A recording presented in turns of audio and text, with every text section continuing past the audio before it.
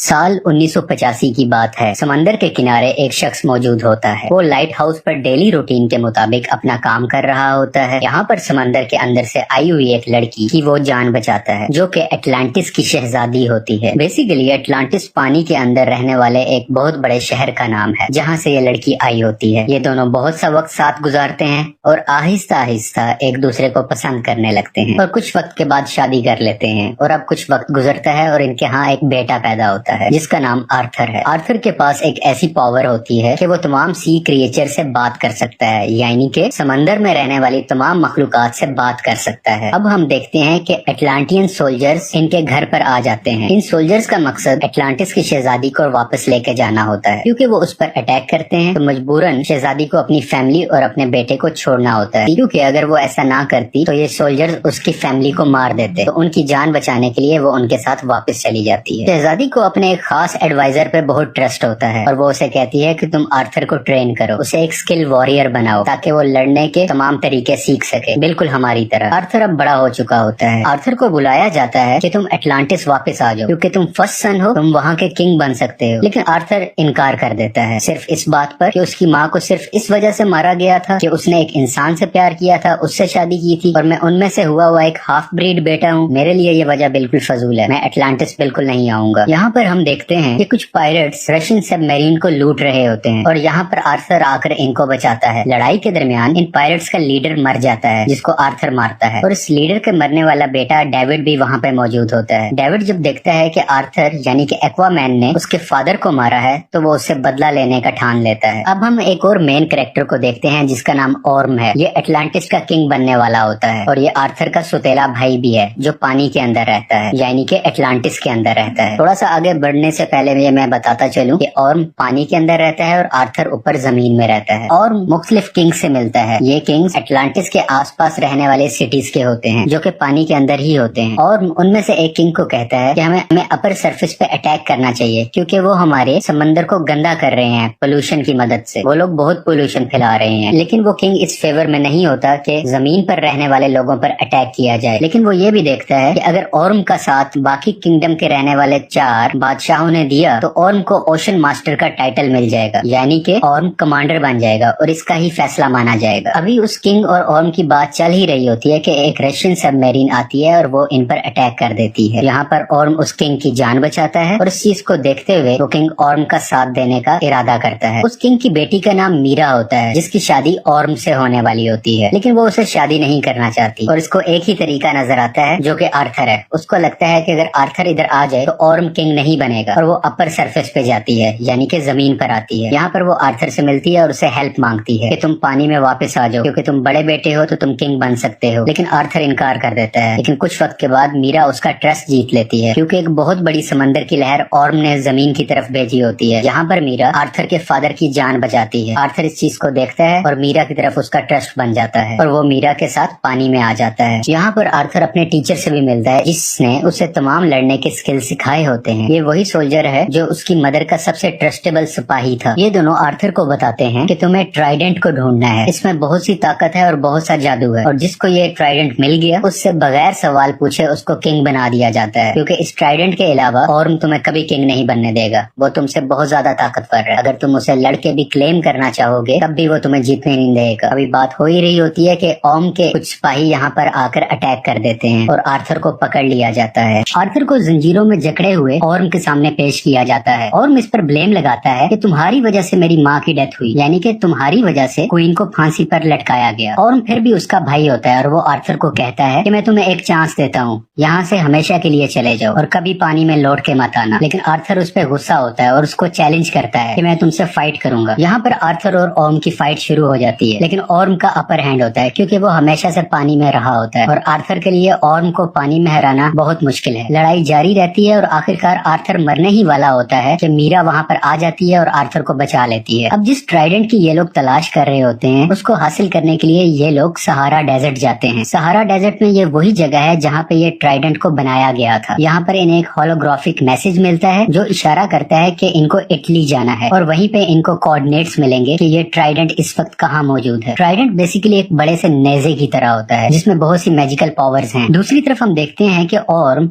David से मिलता है। डेविड वही शख्स है जो मरने वाले पायरेट का बेटा था और एक्वामैन से बदला लेना चाहता है। यहाँ पर हमें ये भी रिवील होता है कि वो रशियन सबमरीन जिसने पानी के बादशाह पर अटैक किया था वो डेविड और ऑर्म की मिली साजिश से हुआ था। यानी कि ये ऑर्म का ही प्लान था कि डेविड उस बादशाह पर अटैक करे और वो उसकी जान बचा ले, जिसकी सिंपैथी में वो बादशाह ऑर्म का साथ दे। ऑर्म यहाँ डेविड को लेटेस्ट एटलांटियन बैटल सूट भी देता है। ये बहुत मॉडर्न टेक्नोलॉजी होती है जो सिर्फ पानी में रहने वाले लोगों के पास हो। डेविड इस टेक्नोलॉजी को टेस्ट करता है और उसको देखकर बहुत खुश होता है कि अब उसका बदला पूरा होगा आर्थर को मार के। यहाँ पर ऑर्म एक और पानी में रहने वाले किंगडम जिसका नाम किंगडम ऑफ फिशरमैन है उनके किंग को मार देता है और उनको मजबूर करता है कि वो ऑर्म का साथ दें, क्योंकि किंगडम ऑफ फिशरमैन के किंग मर चुके होते हैं। वो क्वीन और प्रिंसेस को फोर्स करता है और उन्हें कहता है कि तुम अगली कतार में यानी कि जंग की अगली लाइन में लड़ोगे और उनको फौज जमा करने के लिए कहता है। यहाँ पर हम डेविड को देखते हैं जो ऑर्म की तरफ से दिए गए मॉडर्न टेक्नोलॉजी को कुछ बदलता है और अपने लिए एक सुपर हीरो सूट बनाता है। ये इसका नाम ब्लैक मैंटा रखता है। डेविड इस सूट को पहनकर बहुत पावरफुल हो जाता है और अब हम देखते हैं कि आर्थर और मीरा इटली के अंदर जा रहे होते हैं उन्हीं कोऑर्डिनेट्स की तलाश में और ये वहाँ पर अटैक कर देता है। डेविड यानी कि ब्लैक मैंटा और आर्थर की बहुत लड़ाई होती है।